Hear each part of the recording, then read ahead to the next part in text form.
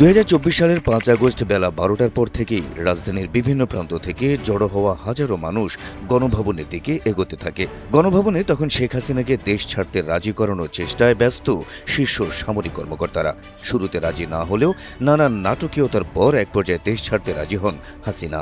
৪৫ মিনিটের মধ্যে সমস্ত প্রক্রিয়া সেরে ২টার পর একটি সামরিক হেলিকপ্টারে চেপে শেখ হাসিনা অতিক্রম করেন বাংলাদেশি সীমানা।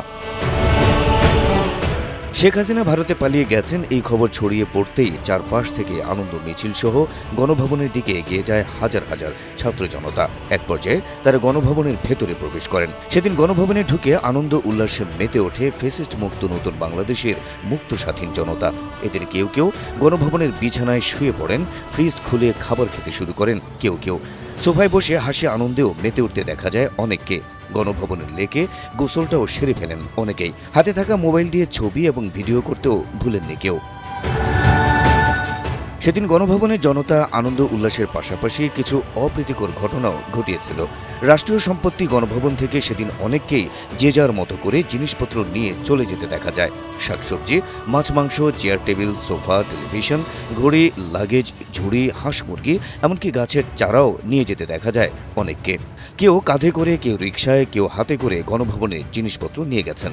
শুধু তাই নয়, গণভবনের দু একটি অংশে আগুনও ধরিয়ে দেয় অতি উৎসাহী কিছু জনতা। গণভবনে চলা এসব ঘটনার দৃশ্য সামাজিক যোগাযোগ মাধ্যমে ছড়িয়ে পড়ে মুহূর্তেই।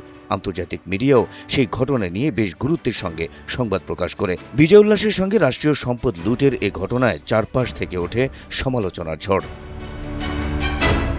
যদিও পরবর্তীতে অনেকেই গণভবন থেকে নিয়ে যাওয়া মালামাল ফেরত দিতে আসেন।